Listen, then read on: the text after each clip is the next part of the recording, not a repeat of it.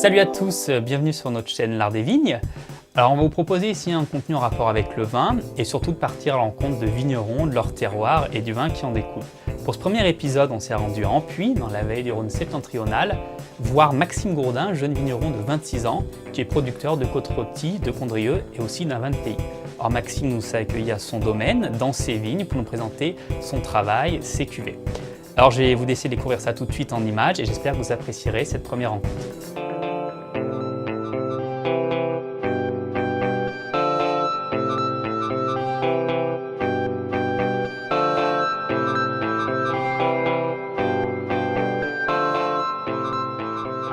Donc on est sur le terroir de l'appellation côte rôtie, dont tu es producteur. Est-ce que tu peux nous expliquer un petit peu l'historique de l'appellation? L'historique, ouais, nous faire une petite explication. C'est une appellation qui a déjà quelques années, Ouais. voire même centaines d'années, voire même milliers d'années. Ah oui. Ouais, là on est sur... c'est les Romains carrément qui ont commencé à implanter les vignes ici.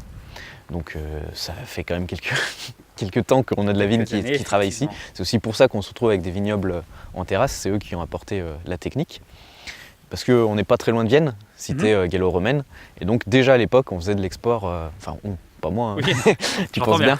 Mais déjà à l'époque on faisait de l'export jusqu'à Rome. On a des écrits qui disent que le vin de Vienne se retrouvait sur les tables à Rome. Oui, c'est assez impressionnant. Donc, après, il y a eu une évolution aussi dans le vignoble. On était à plus de 300-350 hectares, je crois. Et une grande partie du vignoble a disparu donc, suite à la crise du phylloxéra, qui a détruit une partie du vignoble qui avait commencé à être replanté. Ensuite, on a eu la Première Guerre, Seconde Guerre mondiale. Et comme tu as pu voir, travailler ici dans les vignes, c'est très manuel. Et forcément, il n'y avait plus de bras pour y travailler. Et ce qui s'est passé, c'est que les gens sont beaucoup retournés dans la plaine pour faire des légumes, des fruits, qui étaient beaucoup plus faciles à produire. Et donc, fin de la Seconde Guerre mondiale, on se retrouve avec côte rôtie, moins d'une quarantaine d'hectares. Donc il a fallu attendre la génération, même vraiment de mon oncle, les années 80, où là c'est reparti à la croissance. Et maintenant, l'appellation va faire environ 300 hectares. Tu peux nous expliquer un petit peu où on est, Maxime, là? Donc là, on est sur l'appellation côte rôtie. On est sur une parcelle, sur le lieu-dit Rosier. Donc le lieu-dit Rosier qui a aussi donné le nom au domaine. Du domaine, ouais. Donc ça c'est une parcelle qui est en 100% Syrah, parce qu'on a le droit aussi d'avoir un petit peu de vionnier dans nos vignes, mais celle-ci elle est plantée en 100% Syrah. Et donc si tu veux on peut faire un tour. Oui, alors je me suis essayé de dire que tu gambadais depuis tout petit sur ces terres, on va dire. Tu peux nous expliquer un petit peu ton histoire et puis l'histoire du domaine? Alors moi je suis la 3e génération sur le domaine. Oui. C'est mon grand-père qui a commencé dans les années 60 à exploiter les terres qu'on avait, puis a commencé à faire grandir le domaine.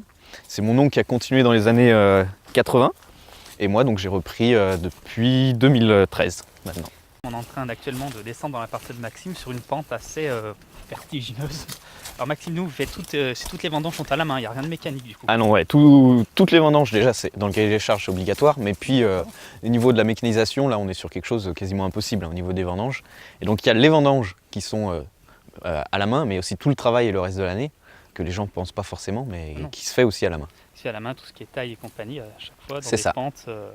Là on est sur une pente où on doit être à 20-30% sur le bas.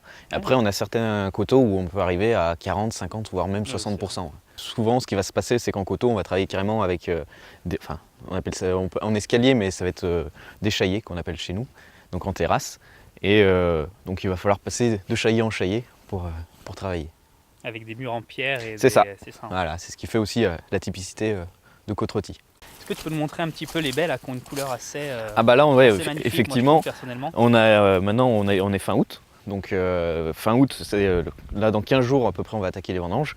Donc en ce moment on est en train de faire les prélèvements, on déguste les baies. Donc on peut voir effectivement que les raisins ont changé de couleur. On est sur des raisins, maintenant ils sont tous noirs. Ça c'est depuis à peu près le 15 juillet on est passé à la véraison. Donc pour déguster, tu vois, on a les raisins.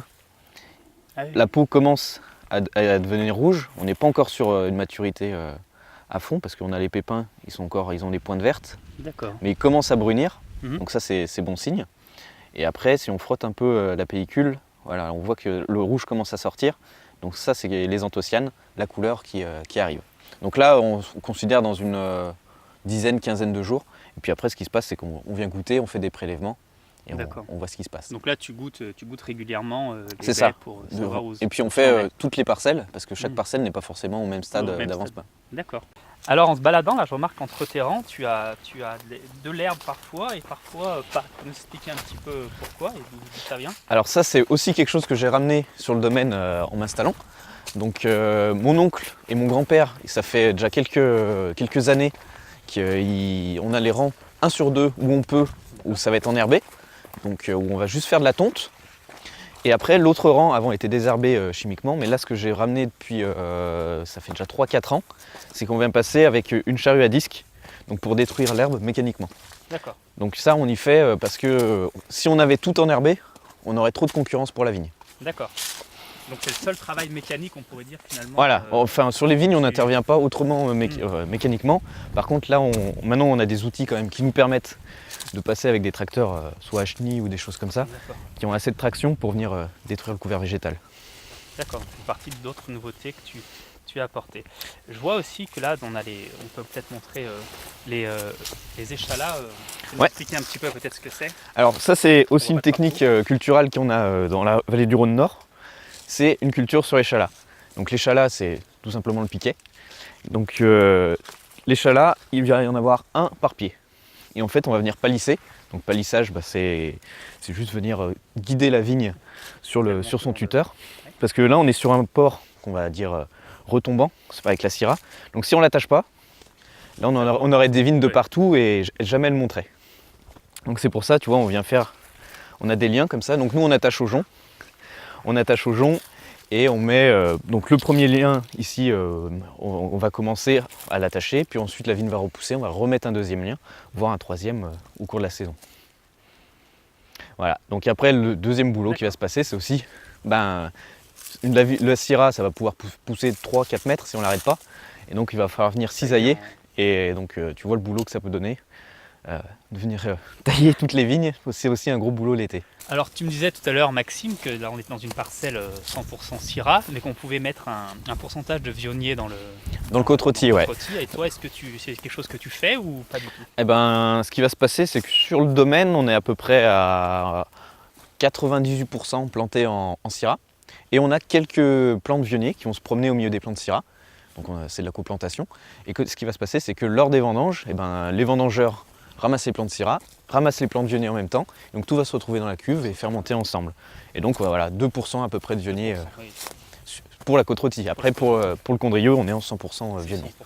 On nous parle aussi parfois de côte blonde et côte brune, on entend ça. Est-ce que tu peux nous spécifier un petit peu ce que c'est Au niveau de la côte blonde, de la côte brune, donc ça c'est déjà, spécifiquement c'est deux lieux-dits bien spécifiques, comme là on est à Rosiers. Il y a le lieu-dit côte blonde et le lieu-dit côte brune, mais plus généralement, on va séparer l'appellation en deux grandes zones. Donc on a la partie sud, donc au sud d'Ampuis, donc là-bas qui va être la côte blonde. Donc on a un terroir qui va un peu ressembler à Rosiers. Rosiers, c'est un mélange de blonde et de brune un petit peu. Tu vois, un terroir plus fin. On a de la terre, on est de la terre qui est pas blanche, mais qui se rapproche comme ça. Et il n'y a pas énormément de cailloux et de grosses pierres, parce que sur le secteur côte brune, donc, qui est la partie plutôt au nord, là on va avoir plutôt des schistes avec beaucoup d'oxyde de fer, et c'est ce qui va donner ce côté brun oxydé, et qui va redonner justement ce nom de côte brune. Après, il y a la légende qui veut que le seigneur d'Ampuis avait deux filles, donc une blonde, une brune, et quand il a séparé ses terres, il en a donné une partie à la blonde, une partie à la brune, et c'est comme ça que c'est resté. Magnifique histoire, incroyable.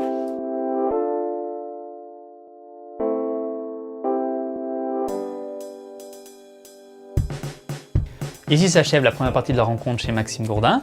J'espère que ça vous aura plu. N'hésitez pas à dire ce que vous avez aimé, ce que vous avez moins aimé et à nous mettre les fameux pouces bleus pour nous encourager. On a une deuxième partie à vous proposer, qu'on vous proposera d'ailleurs à chaque fois, qui est une dégustation d'une cuvée du vigneron chez qui on est allé. Donc là, chez Maxime Gourdin. On vous présentera aussi les différentes cuvées de Maxime. Je vous laisse cliquer dessus si ça vous intéresse.